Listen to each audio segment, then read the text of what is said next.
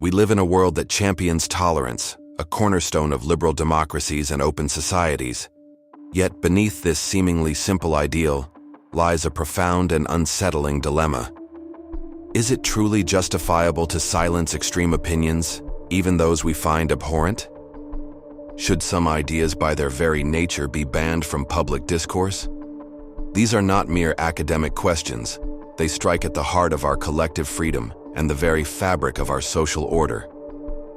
This intricate problem was articulated by the philosopher Karl Popper, who introduced what he termed the paradox of tolerance. Popper observed that unlimited tolerance, extended even to those who are themselves intolerant, can paradoxically lead to the suppression of other viewpoints. It can, in fact, destroy tolerance itself. His insight forces us to confront a fundamental tension. How can a tolerant society protect itself without becoming intolerant in the process? This paradox challenges our most cherished assumptions about freedom and open dialogue. It demands a deeper understanding of tolerance, not as a passive virtue, but as an active, vigilant principle. Consider a thought experiment, however absurd it may seem. Imagine a movement advocating for the imprisonment of all coffee drinkers. This idea on its face is preposterous, perhaps even laughable. Yet, in a society committed to absolute unchecked tolerance, such an idea would be granted full space to propagate. Even seemingly absurd opinions can gain traction if left entirely unchallenged and unchecked. They can slowly infiltrate public consciousness, normalize extreme positions, and eventually dominate public debate. When this occurs, the voices of dissent, reason, and moderation can be effectively silenced. Unchecked tolerance, therefore, allows the intolerant to gain a foothold, to organize, and to spread their message without impediment. They exploit the very principles of openness and freedom to undermine those same principles. Tolerance, if not carefully managed and understood, can thus become a potent tool for oppression. It transforms from a shield protecting diverse thought into a weapon wielded by those who seek to dismantle diversity. This is the insidious mechanism of the paradox. The very virtue we uphold becomes the means of its own undoing. Recognizing this paradox does not, however, lead us to a simple solution. Simply banning all intolerant ideas or silencing every voice that offends is not the answer. Such an act risks becoming another form of oppression, mirroring the very intolerance we seek to combat. It would erode the foundational freedoms of speech and thought. The challenge lies in rejecting this false solution of blanket censorship.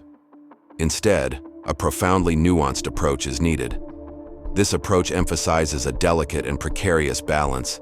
It is a balance between extending too much tolerance, which risks self-destruction, and extending too little, which risks authoritarianism. This crucial balance is not easily found or maintained. It requires constant vigilance, critical discernment, and a deep commitment to the principles of a free society. It is the ongoing work of a healthy democracy, a continuous negotiation between competing ideals. Maintaining this balance is crucial for the very survival of a free society. It ensures that the space for open discourse remains vibrant, while simultaneously safeguarding it from those who would exploit its openness to destroy it. The paradox of tolerance forces us to confront some profoundly difficult questions. Who decides when an idea has gone too far, when it crosses the line from mere disagreement to active intolerance? How do we deal with those ideas once that line is perceived to be crossed? And perhaps most critically, who enforces these boundaries and by what authority? These decisions are not solely the domain of lawmakers and courts, though legal frameworks certainly play a role. The responsibility extends far beyond formal institutions. These decisions are also made in the everyday interactions of our lives. They are made within families, in the dynamics of friendships, and across the diverse communities we inhabit. Every conversation, every choice to engage or disengage, every act of inclusion or exclusion contributes to the ongoing negotiation of tolerance. The burden of navigating this paradox rests on each of us. It requires a collective commitment to critical thinking, ethical reasoning, and a willingness to engage with uncomfortable truths. It is a shared societal responsibility, not merely a legal one. To fully grasp the complexities of tolerance, we must understand the concept of cosmovisions, or worldviews. These are the fundamental lenses through which we interpret reality, the deep-seated frameworks that shape our understanding of existence. They define what is valuable, what is sacred, and what is true for us. These worldviews are not static. They are profoundly shaped by history, culture, and personal experience. The vast diversity of human experience inevitably leads to a multitude of worldviews, which can, and often do, lead to clashes and differing ideas about how society should function. This inherent pluralism is a hallmark of human civilization. However, some worldviews are inherently intolerant. They may contain tenets that deny the fundamental dignity of others, advocate for the suppression of certain groups, or reject the very notion of pluralism. Such worldviews, by their nature, may not be compatible with the foundational principles of a free and open society. The challenge then becomes how to engage with, or even contain, worldviews that actively seek to undermine the very conditions necessary for tolerance to flourish. This is where the paradox becomes most acute, demanding careful discernment and principled action.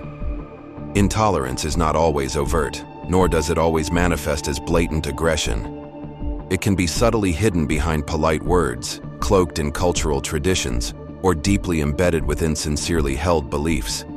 Its insidious nature often makes it difficult to identify and confront. Consider the everyday paradox of distancing oneself from others simply due to their beliefs.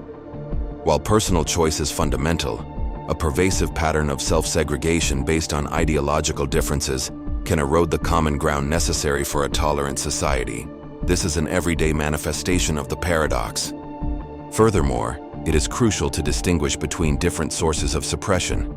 There is authoritarian censorship, which is top-down, imposed by state power or dominant institutions. This is a clear and present danger to freedom.